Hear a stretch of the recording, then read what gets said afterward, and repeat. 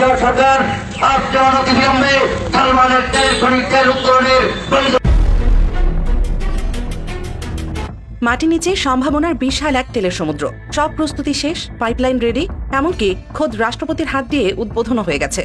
বাংলাদেশ প্রবেশ করতে যাচ্ছে এক সোনালী তেলের যুগে। কিন্তু ঠিক এক সপ্তাহ পরেই ঘটল এক গায়ে কাঁটা দেয়া ভৌতিক ঘটনা। আকাশে উঠল এক রহস্যময় ভিনদেশি হেলিকপ্টার, আর এক অদৃশ্য ইশারায় চিরতরে গলা টিপে হত্যা করা হলো বাংলাদেশের প্রথম তেল খনি স্বপ্নকে। দর্শক, একই ভূখণ্ড, একই মাটির স্তর, অথচ মাত্র 5 কিলোমিটার দূরে সীমান্তের ওপারে ভারত, যেখানে বছরের পর বছর ধরে কোটি কোটি টাকার তেল তুলে নিজেদের অর্থনীতিকে ফুলিয়ে ফাঁপিয়ে তুলছে, সেখানে ঠিক এই পাশে বাংলাদেশ নিজেদের তেল খনি নিজ হাতেই সিমেন্ট আর সীসা ঢেলে সিলগালা করে দিয়েছে। এটা কি শুধু কোনো প্রযুক্তিগত ভুল সিদ্ধান্ত ছিল, নাকি এর পেছনে লুকিয়ে আছে আন্তর্জাতিক ভূ রাজনীতির এমন কোনো ভয়ঙ্কর ব্ল্যাক হোল যার কথা শুনলে আপনার রক্ত হিম হয়ে যাবে?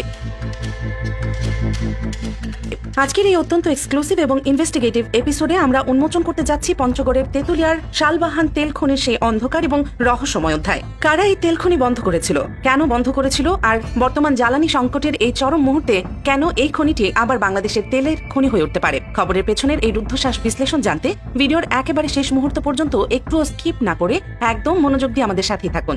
1988 সাল দেশের জ্বালানি ইতিহাসের সবচেয়ে রহস্যময় এবং আশা জাগানিয়া একটি বছর। প্রায় 4 দশক আগে এই পঞ্চগড়ের শালবাহানের মাটির নিচে আবিষ্কৃত হয়েছিল দেশের অন্যতম বড় এক তেল খনির বিশাল সম্ভাবনা। কিন্তু প্রশ্নটা এখানেই, এত বড় এবং নিশ্চিত একটি সম্ভাবনা থাকা সত্ত্বেও কেন কোনো সরকার এই তেল উত্তোলনে এক পাও এগিয়ে আসেনি? কেন থেমে গেল সেই স্বনির্ভর বাংলাদেশের স্বপ্ন? চলুন একদম শুরু থেকে ঘটনাগুলোর ডট মেলাই। সময়টা 1986 থেকে 1987 সাল। দেশি বিদেশি বিশেষজ্ঞদের এক যৌথ এবং মেগা জরিপে উঠে আসে এক চমকপ্রদ তথ্য। বাংলাদেশ, সিঙ্গাপুর ও দক্ষিণ কোরিয়ার জয়েন্ট এক্সপ্লোরেশন টিম নিশ্চিত করে যে শালবাহানের মাটির প্রায় 900 মিটার নিচে রয়েছে বিশাল এক উত্তোলনযোগ্য তেলের স্তর। এই খবর প্রকাশে আসতেই পুরো পেট্রোলিয়াম সেক্টরে রীতিমতো ভূমিকম্প শুরু হয়ে যায়। পঞ্চগড় সহ পুরো দেশে ছড়িয়ে পড়ে এক নতুন আশার আলো। সাধারণ মানুষ স্বপ্ন দেখতে শুরু করে মধ্যপ্রাচ্যের মতো বাংলাদেশেও হয়তো হতে যাচ্ছে এক নতুন তেলের দেশ। পরিস্থিতির গুরুত্ব বুঝে তৎকালীন রাষ্ট্রপতি হুসেইন মোহাম্মদ এরশাদ সরাসরি নির্দেশ দেন যে কোনো মূল্যে তেল উত্তোলনের ব্যবস্থা করতে হবে। পেট্রোলিয়াম ডেভেলপমেন্ট প্রকল্পের আওতায় অত্যন্ত দ্রুত গতিতে শুরু হয় কাজ। মাত্র 5000 ফুট গভীরে তেল খনির অবস্থান একদম শতভাগ নিশ্চিত করা হয়। এরপর এই মেগা প্রজেক্টে যুক্ত হয় একটি অত্যন্ত অভিজ্ঞ ফরাসি কোম্পানি।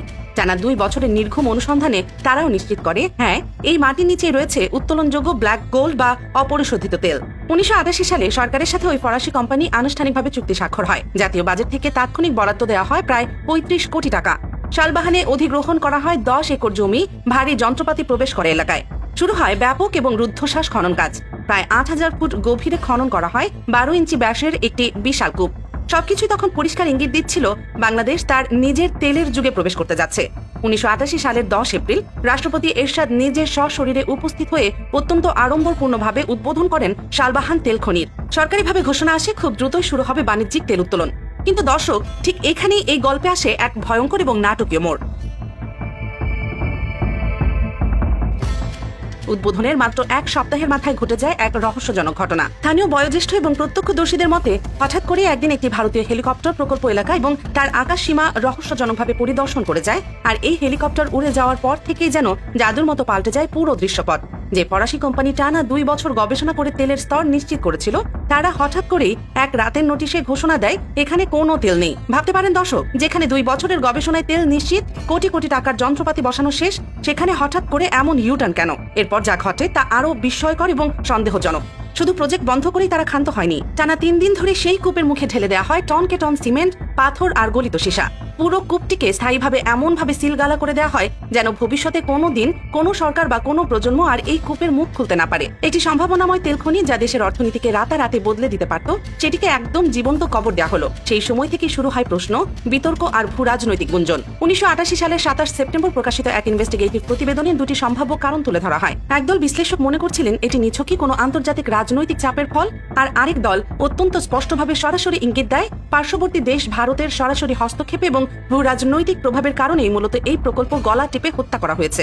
অবশ্য এসবের জবাবে পেট্রো বাংলার পক্ষ থেকে যে ব্যাখ্যাটি সামনে আনা হয় সেটি ছিল অত্যন্ত হাস্যকর এবং সরল। তারা বলেছিল এই কূপ থেকে তেল উত্তোলন নাকি অর্থনৈতিকভাবে লাভজনক নয়, তাই বিদেশি কোম্পানি প্রকল্পটি ছেড়ে দিয়েছে। কাগজে কলমে এই যুক্তি শুনতে স্বাভাবিক লাগতে পারে, কারণ উত্তোলন খরচ বেশি হলে প্রজেক্ট অলাভজনক হতে পারে। কিন্তু শালবাহানের ক্ষেত্রে এই থিওরি একদমই খাটে না।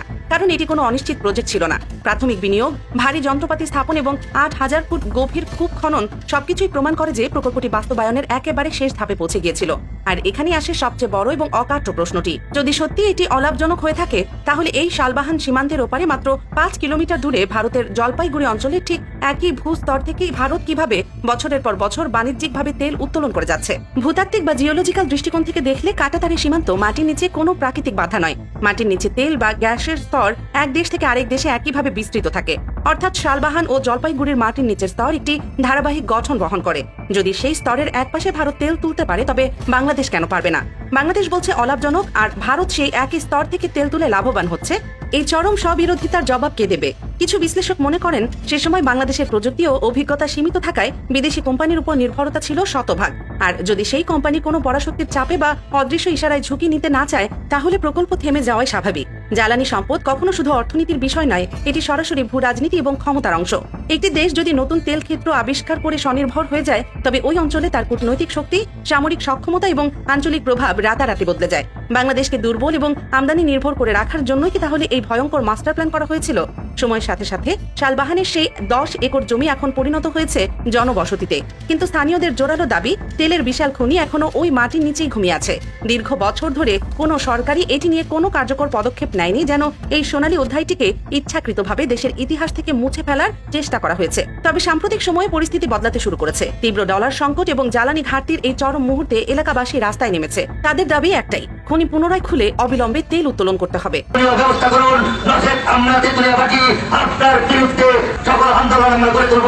কারণ বর্তমান বিশ্ব পরিস্থিতিতে জ্বালানি শুধু কোনো সাধারণ সম্পদ নয়, এটি একটি রাষ্ট্রের সবচেয়ে শক্তিশালী রাজনৈতিক এবং স্ট্র্যাটেজিক অস্ত্র।